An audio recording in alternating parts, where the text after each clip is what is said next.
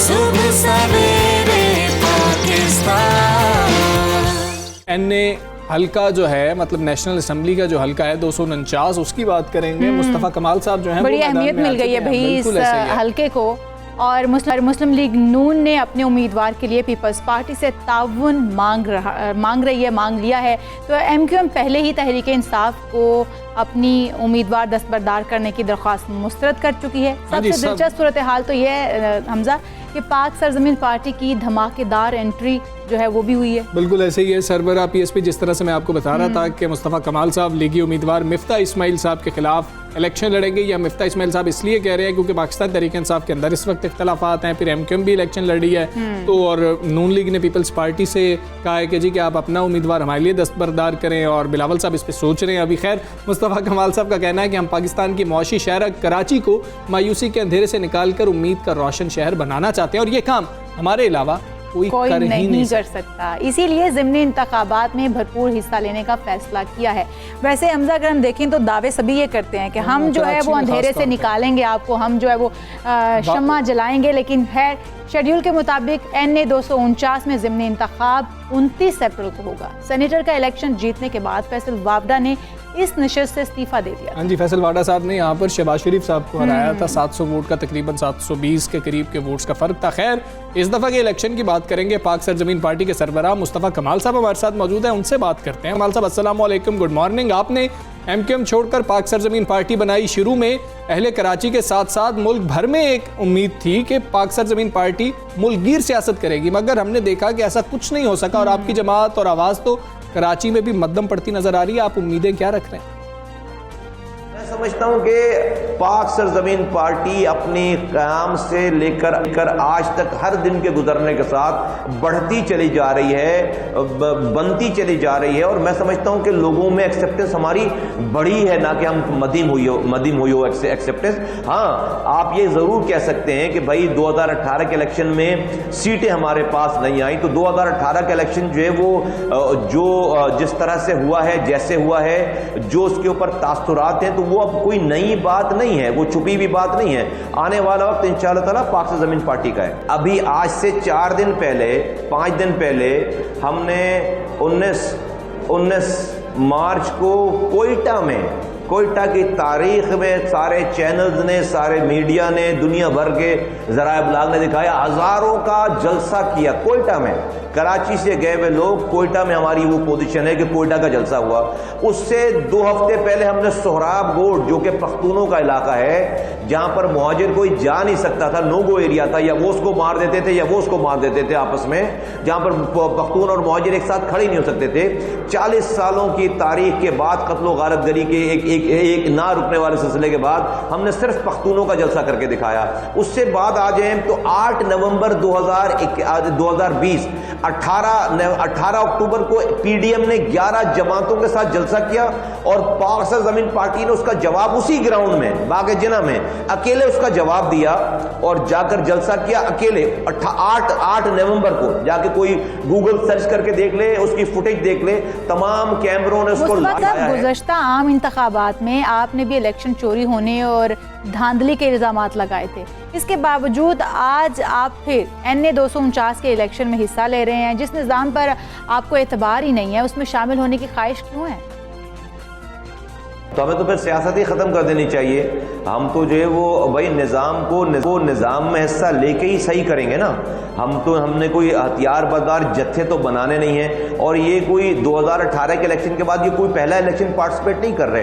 हमने इससे पहले जो है वो गुलशन इकबाल का इलेक्शन पार्टिसिपेट किया, हमने लांडी का इलेक्शन पार्टिसिपेट किया, और जो गलत बात होगी उसको करते चले जाएंगे, और लोगों के पास जाना हम नहीं छोड़ेंगे। वरना तो हमें पार्टी बंद, अगर हमने इलेक्शन में हिस्सा नहीं लेना तो, और हम उसमें डेफिनेटली अपनी मूव देखते हैं, हमें देखते हैं कि कहाँ हमें फ़ायदा है, कहाँ हमें नुकसान है, तो हमने कोई स्टूपिड डिसीजन नहीं करने। ये एक सियासत है, और हम लोगों के पास जब साल भर मेहनत करते हैं तो इसीलिए मेहनत करते हैं कि हम अपने आप को इलेक्शन में हिस्सा लें। ये बहुत इंपॉर्टेंट जगह है, और हमारे नज़रिए, जो हमारा नज़रिया है तमाम ज़ुबानों को एक जगह करने वाला, यहाँ पर तमाम ज़ुबानें बोलने वाली रहती हैं। हमें उम्मीद है कि अगर इस लोगों लोगों के बदलने हैं, अच्छे होने, तो मैं समझता हूँ कि लोगों के पास हमारे बिल्कुल ठीक है। मुस्तफ़ा कमाल साहब, आप सिंध में खुसूसी तौर पर अगर कराची के साथ पूरे सिंध की बात कर ली जाए तो तबाही का जिम्मेदार पीपल्स पार्टी को समझते हैं, और ये हकीकत भी है कि सिंध के जो वोटर्स हैं हम देखते हैं कि उनकी अक्सरियत पीपल्स पार्टी को वोट देती भी है।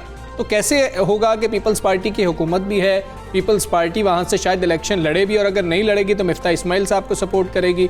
आप क्यों ऐसा क्या समझते हैं कि ऐसी वजह क्या है कि पीपल्स पार्टी को सपोर्ट मिलती है वहाँ से? 13 सालों से वो हुक्मरान हैं अभी इस दौर में। और सिंध में मैं आपको कराची से अगर शुरू करूं तो कराची में एक बूंद नया, एक कतरा नया पानी नहीं दिया उन्होंने, बल्कि जो पानी आता था लाइनों में उसके ऊपर भी हाइड्रेंट बनाकर वो अपने लोगों को हाइड्रेंट देकर अब वो हाइड्रेंट के पानी भी कराची के लोगों को बेचते हैं, अरबों रुपए कमा रहे हैं। कराची में एक नई बस नहीं आई है, दूसरे शहरों में मेट्रो बसेस चल रही हैं और हमारे ये शहर जो है चिंची रिक्शे यहाँ पर चल रहे हैं। कराची में 2.5 लाख से ज़्यादा नौकरी दी उन्होंने सिंध हुकूमत ने, एक शहर को नौकरी नहीं, शहर के लड़के को एक नौकरी नहीं दी है। पब्लिक सर्विस कमीशन में 15 के 15 जो बोर्ड के मेम्बरान हैं वो सब के सब देही डोमिसाइल याफ्ता लोग हैं। ये जो अकरबा परवरी है, ये जो, और फिर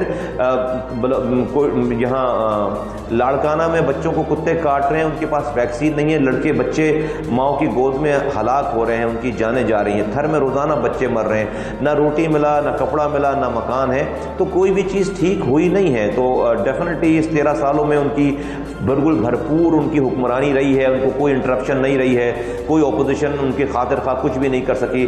और इस 13 सालों में सिंध के हालात बद से बदतर हुए हैं। आज सिंध इंसानों के रहने की सबसे बुरी बदतरीन जगह। 8,342 अरब रुपए उन्होंने 13 सालों में, उनके 8,342 अरब रुपए खर्च कर दिए हैं पीपल्स पार्टी ने। और आज सिंध में पीने का पानी नहीं है, आज सिंध में दवा नहीं है, आज सिंध में 70 लाख बच्चे स्कूलों से बाहर हैं जिनको स्कूलों में होना चाहिए था। आज सिंध में हेपेटाइटिस बी तकरीबन 80% सिंध को जो है वो हेपेटाइटिस बी के मरीज हुए हैं। आज सिंध में कुत्तों के काटने की वैक्सीन नहीं मिल रही, बच्चे हलाक हो रहे हैं। तो ये हशर है सारा। तो मैं समझता हूँ कि इसमें राय नहीं है कि पीपल्स पार्टी इस तमाम तबाही बर्बादी की जिम्मेदार है। मुस्तफ़ा कमाल साहब, आपके दौर में तो कराची एक तरक्की करता हुआ शहर था, गलती कहाँ हो गई? कराची दोबारा ट्रैक पर नहीं आ सकता। हुकूमतें कराची के लिए बड़े बड़े पैकेजेस का ऐलान तो करती हैं, मगर अमली इक़दाम क्यों नहीं उठाए जाते?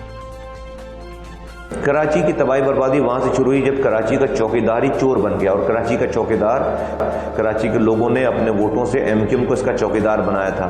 और इतने बदकिरदार लोग प्रिवेल कर गए, आ गए। फिर अल्ताफ़ हुसैन साहब का रॉ से जो नेक्सस, और फिर यहाँ पर जो उनके गवर्नर रहे, उनके वज़रा रहे, उनके लोग रहे, उनकी प्रायोरिटी पैसे बनाने के अलावा और कुछ नहीं था। तो इस वजह से जो उनको लेना चाहिए, उन्होंने अपनी गवर्नरी रहते हुए लोकल गवर्नमेंट के अख्तियारात सारे पीपल्स पार्टी को दे दिए और अपने डिपार्टमेंट सारे ख़त्म करवा दिए। 2013 में हुआ जब MQM का गवर्नर था और वो वजारतों में बैठे हुए थे। फिर उनके MNA MPs रहे, आज तक कोई एक हड़ताल इख्तियारात के जाने पे उन्होंने नहीं किया। वो लंदन में अल्ताफ़ हुसैन का शनाख्ती कार्ड नहीं मिले वो हड़ताल कर देते थे। लंदन में जो है वो कोई गलत बात कर दे, कोई भाई को कोई मसला हो जाए, कोई एंकर गलत सवाल कर दे, कोई टिकर दो देर से चल जाए तो उस पर शहर बंद हो जाता था। लेकिन कराची के लोगों के हुकूक छीने जा रहे थे, उस पर शहर आज तक कभी भी बंद नहीं हुआ। कोटा सिस्टम पे शहर आज तक कभी बंद नहीं हुआ। जॉबों के ऊपर कभी भी शहर बंद नहीं हुआ। डिपार्टमेंट छीनने पे आज तक शहर कभी भी बंद नहीं हुआ। गर्ज ये कि चूंकि वो तमाम हुकूमतों से सेटअप में रहे हैं, पैसे लिए हैं उनसे मराते ली हैं, तो और अपनी मराते लेकर कौम की मरातों को उन्होंने कुर्बान कर दिया। तो जो चौकीदार था, जिनको लोगों ने चौकीदार बनाया था अपने वोट, वो खुद चोरों के साथ मिल गए, जिसकी वजह से कराची इस तबाही के दहाने। ठीक है मुस्तफ़ा कमाल साहब, बड़े अफसोस की बात है, कराची का आज नाम ले तो गंदगी के ढेर, नाजायज़ तजावुज़ात, पानी की अदम दस्तयाबी, ट्रांसपोर्ट के मसाइल, भत्ता माफिया, या जो मसाइल जिनका नाम लें वो हमें जहन में आ जाते हैं। आपके पास वो कौन सा फार्मूला है जिसमें इन मसाइल का हल है? आप लोगों को क्या फार्मूला बताएंगे कि इस तरह से जो है हम तब्दीली लेके आएंगे? PSP वो फार्मूला है, इसलिए कि PSP के पास किरदार वाले लोग हैं। हम ही वो लोग थे जिसके ज़माने में शहर साफ़ होता था, पानी आता था, यहाँ पर सड़कें बनती थीं, यहाँ पर कारोबार उरूज पा रहा था। ये शहर दुनिया के नक्शों पे तेज़ी से उभरने वाला शहर था। और इंशाअल्लाह ताला हम ही इस शहर की तबाही बर्बादी को दोबारा ख़त्म करेंगे और शहर की रोशनियाँ दोबारा बहाल करेंगे। हमारे अलावा हमें अल्लाह ताला ने ये काम सिखाया है, हमें इसकी इस्तेदाद दी है, हमें अल्लाह ताला ने करप्ट नहीं बनाया। अल्हम्दुलिल्लाह हमने इस तमाम काम के करने में पहले भी कोई हम पर इल्ज़ाम नहीं लगा सकता किसी अपने अपने मराद को गलत इस्तेमाल करने का। हमने अवाम की खातिर, अवाम अल्लाह की मखलूक की खिदमत की है, अल्लाह के से डरते हुए, अल्लाह की रज़ा की खातिर, और यही का इसी नीयत के साथ हम ये काम दोबारा कर रहे हैं। इंशाअल्लाह ताला कराची की रोशनी बहाल होगी, कराची के लोगों के मसाइल में कमी वाक़ होगी और कराची दुनिया के नक्शे पर दोबारा तेज़ी से तरक्की करने वाला शहर ही हाथों से इंशाअल्लाह ताला बनेगा। कोई हमारे अलावा सोल्यूशन नहीं है। PSP के रहनुमा सरबरा मुस्तफ़ा कमाल साहब हमारे साथ मौजूद थे और वो यही कह रहे थे कि जो फार्मूला है वो PSP है, तो PSP ही आके जो है तब्दीली ला सकती है और दीगर जो बाकी जमातें हैं जो इंतखाब लड़ रही हैं वो भी यही बात क्लेम कर रही हैं। खैर, कराची के मसाइल हल हों, जो भी करें, आगे बढ़ेंगे और पंजाब की बात करेंगे जिसके बल्दियाती इदारों की बहाली के हुक्म के बाद बल्दियाती नुमाइंदे अभी भी शशोपंच का शिकार हैं कि उनकी मुद्दत का कितना अरसा बाकी रहा है या वो अपना वक्त पूरा कर चुके हैं। जी हाँ, कानूनी माहिरीन तो ये भी कह रहे हैं कि सुप्रीम कोर्ट के फैसले के बाद पंजाब हुकूमत को अब बल्दियाती इंतखाबात करवाना पड़ेंगे। अहम नुकता ये भी है कि बल्दियाती इदारे अवामी मसाइल हल करने में किस हद तक कामयाब रहे हैं। बिल्कुल ऐसे ही। अब ये जो इस कानूनी नुक्ते पे बात हो रही है, बात की जा रही है कि इदारे बहाल हो गए हैं, क्या उनकी मुद्दत 5 साल थी या फिर एक्ट के मुताबिक जो 2019 का एक्ट था उसके मुताबिक 4 साल थी, क्या मुद्दत पूरी हुई नहीं हुई, कुछ समझने की कोशिश करते हैं। लोकल बॉडीज अमूर के माहिर सलमान आबिद साहब हमारे साथ मौजूद हैं। सलमान आबिद साहब, गुड मॉर्निंग, अस्सलाम वालेकुम। ये बताएं कि ये सुप्रीम कोर्ट के फैसले के बाद पंजाब में बल्दियाती नुमाइंदे क्या बाकायदा तौर पर बहाल हो चुके हैं या अभी मजीद कानूनी पेचीदगियां बाकी हैं? सेक्शन 3 की बात कर ली जाए वो तो क्लियर हो गया, लेकिन 316 के हवाले से कुछ क्लैरिटी नहीं है, बताइएगा। देखिए, आपने बिल्कुल ठीक कहा है। बुनियादी तौर पे कल सुप्रीम कोर्ट ने सूबाई हुकूमत यानी पंजाब को पाबंद किया है कि आप as soon as local government के इलेक्शन अनाउंस करें। अलबत्ता उन्होंने पुराने जब ये कहा सेक्शन 3 के तहत कि हम लोकल गवर्नमेंट को बहाल कर रहे हैं, साथ ही उन्होंने 316 पे कोई कमेंट नहीं किया। 316 जो है वो बुनियादी तौर पे मुंतखब नुमाइंदों की बहाली की बात करता है, यानी लोकल गवर्नमेंट तो आज भी मौजूद है, जो एडमिनिस्ट्रेटिव स्ट्रक्चर है वो पहले से मौजूद है। दूसरी बात है, 316 पे अगर कमेंट हो जाता तो शायद फिर ये पूरे इदारे जो है मुकम्मल तौर पे बहाल हो सकते थे। एक बात। दूसरी बात जो आपने मुद्दत की उठाई है, इनकी मुद्दत जो है 2013 के एक्ट में 5 बरस थी और 2019 के एक्ट में इनको 4 बरस कर दिया गया है। अब इस बात का इम्कान है कि आने वाले 2-4 दिनों में पंजाब हुकूमत एक ऑर्डिनेंस के जरिए 2013 के लोकल गवर्नमेंट ऑर्डिनेंस में एक अमेंड कर दे और इनकी मुद्दत वहां पर भी 4 बरस कर देगी। और जब ये 4 बरस कर देगी तो फिर इनकी मुद्दत जो है दिसंबर 2020 में खत्म हो जाएगी। इसलिए जो ये कह रहे हैं कि फौरी तौर पर local government as it is, जिस तरह से 2013 के एक्ट के तहत बनी थी, वो बहाल कर दी गई हैं, वो बहाल हो जाएंगी। मुझे उसकी पॉसिबिलिटीज बहुत कम नजर आती हैं क्योंकि कानूनी सुकम है। और आपने देखा जो अदालती प्रोसीडिंग चली है उसमें भी अदालत बार बार पंजाब हुकूमत से ये कहती रही है कि आप as soon as election announce करें।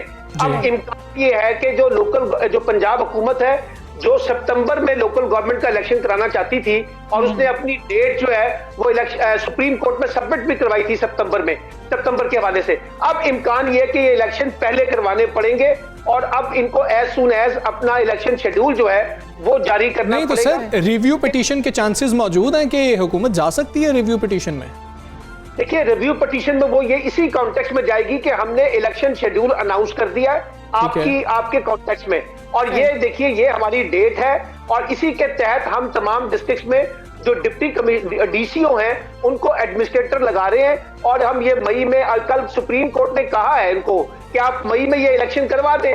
तो आप देखेंगे कि कौन सी वो डेट देते हैं रिव्यू पिटीशन में जाकर जिसके ऊपर इलेक्शन को इंश्योर किया जाएगा। क्योंकि खदशा ये था कि पंजाब हुकूमत इलेक्शन को डिले कर रही है, उनको लगता है कि उनकी पॉलिटिकल पोजीशन वीक है, इस वजह से वो इलेक्शन नहीं करवाना चाह रहे थे, इसको टाल मटोल कर रहे थे। अब कल के फैसले के बाद कम से कम इस बात की क्लैरिटी हो गई है कि पंजाब में निचली सतह पे जो गैर जमाती इलेक्शन होने हैं village council and neighbourhood council में, वो एज सून एज अगले 2 से 3 माह के अंदर इलेक्शन होने के इम्कान ज्यादा है। जो लोग ये कह रहे हैं कि पूरी की पूरी local government as it is बहाल हो जाएगी, मुझे सलमान साहब आप ये आपसे जानना चाहेंगे, जैसे कि आइन के आर्टिकल 140A में ये लिखा गया है कि जो बल्दियात के जो अदारे होंगे वो खुद मुख्तार होंगे, तो क्या इससे इदारे खुद मुख्तार हो सकेंगे मुआशी तौर पर, सियासी तौर पर? देखिए, बात यह है कि कानून के अंदर तो ये लिख दिया गया कि 140A के तहत इनको सियासी, इंतजामी और माली इख्तियारात दें, लेकिन कोई भी पाकिस्तान में सूबाई हुकूमत इस आर्टिकल 140A के तहत लोकल गवर्नमेंट को खुद मुख्तारी देने के लिए तैयार नहीं है। ये मसला महज पंजाब का नहीं है। जब तक आप एक स्ट्रॉन्ग पॉलिटिकल विल के साथ, जैसे 18वीं तरमीम हुई थी तो उसमें मरकज ने अपने इख्तियारात सूबों को दिए थे और सूबे अब उनकी जिम्मेदारी बनती है कि वो इख्तियारात मुकामी हुकूमतों को ट्रांसफर करें और वो एक खुद मुख्तार हुकूमत बनाने की तरफ तवज्जो दें। लेकिन इस वक्त जो रुकावट बन रही है पूरे पाकिस्तान में, वो बुनियादी तौर पर सूबाई हुकूमतें हैं और सूबाई हुकूमतें चाहती हैं कि ज्यादा से ज्यादा वसाइल पर, बजट पर वो अपना कब्जा रखें और लोकल गवर्नमेंट को अपाहिज बना दें, मफलूज बना दें, कमजोर बना दें, आर्टिफिशियल बना दें। ये बुनियादी डिबेट है आज हमारे यहाँ कि 140A के तहत इनको खुद मुख्तार बनाया जाए और साथ साथ आर्टिकल 32 के तहत औरतें, अकलियतें, किसान, मजदूर और नौजवानों की जो नुमाइंदगी है उसको मौसर और शफाफ बनाया जाए। अब ये चैलेंज है इस वक्त जो लोकल गवर्नमेंट एक्ट, अब आप देखिए कल सुप्रीम कोर्ट ने जो फैसला दिया है वो बुनियादी तौर पे ये कहा है कि आप सेक्शन 3 के तहत नया लॉ बना सकते हैं, 140A के तहत नया कानून बना सकते हैं, लेकिन आप पहले से मौजूद हुकूमतों को खत्म नहीं कर सकते थे। इसीलिए उन्होंने सेक्शन 3 को गैर कानूनी कह दिया, लेकिन साथ साथ 316 की तशरीह नहीं की जो बिल्कुल एग्जैक्टली सलमान आबिद साहब होगा इस वक्त। सर हमें ये भी आप यहाँ पर बताएं कि हम बात करते हैं कि हुकूमत की ख्वाहिश भी होती है इलेक्शंस करवाने की। जब अदालत में ये बात आई तो जस्टिस एजाजुल एहसन साहब के ये रिमार्क सामने आए कि अगर कोरोना की वजह से जब कहा गया कि हम इलेक्शन नहीं करवा पाए हैं तो जीबी इलेक्शंस का हवाला दे दिया गया। आपने नवंबर में जीबी इलेक्शन भी तो करवाए थे। आप क्या देखते हैं, क्या हुकूमत की ख्वाहिश ही नहीं है कि जल्द इलेक्शन हो? देखिए, इमरान खान साहब बतौर वजीर आजम बार बार केपी के गवर्नमेंट और पंजाब गवर्नमेंट को कह रहे हैं कि as soon as local government के इलेक्शन करवाएं, लेकिन मैं आपको फिर बता रहा हूं कि प्रोविंशियल गवर्नमेंट्स जो हैं, जिसमें पीटीआई की अपनी 2 हुकूमतें हैं, पंजाब की और खैबर पख्तूनख्वा की, और सिंध में पीपल्स पार्टी है, बलूचिस्तान में बलूचिस्तान अवामी पार्टी है, ये चारों सूबाई हुकूमतें मुख्तलिफ जवाब बनाकर इलेक्शन को टाल मटोल कर रही हैं। और ये टाल मटोल इसलिए करती हैं कि आपके एमएनएज एमपीएज ये समझते हैं कि अगर लोकल गवर्नमेंट सिस्टम आ जाएगा तो उनकी सियासी ताकत कमजोर हो जाएगी और अगर लोकल गवर्नमेंट मौजूद नहीं होगा तो उनकी सियासी ताकत बढ़ जाएगी। ये वो तजाद है। तकरीरों में अपोजिशन में रहते हुए ये कहना बड़ा आसान होता है कि हम एक खुद मुख्तार अपना मुकामी हुकूमत चाहते हैं, लेकिन जब यही सियासी जमातें, चाहे वो पीपल्स पार्टी की शक्ल में हो, मुस्लिम लीग नून की शक्ल में हो, पीटीआई की शक्ल में हो, अवामी नेशनल पार्टी की शक्ल में हो, तो ये सबसे ज्यादा एक्सप्लॉइट जो है यानी इस्तेसाल जो है वो मुकामी हुकूमतों का करते हैं। और मैं आपको एक बात बता दूं, अगर आपने इस पाकिस्तान में अपनी जमहूरियत को मजबूत करना है, सियासत को मजबूत करना है और ये जो गवर्नेंस का क्राइसिस है इसको रिजॉल्व करना है, तो इसका वन नुकाती एजेंडा है कि ज्यादा से ज्यादा इख्तियारात जो है नीचे मुंतकिल किए जाएं। बहुत शुक्रिया आपका सलमान आबिद साहब। सुबह सवेरे पाकिस्तान आप बात कर रहे थे और बल्दियाती इदारे बहाल होने के हवाले से अभी कुछ क्लैरिटी जो है वो नहीं है। ये कानूनी नुक्ता है और इसको कानूनी तौर पर ही जो है अभी देखा भी जा रहा है और मजीद इसको इंटरप्रेट किया भी जा रहा है।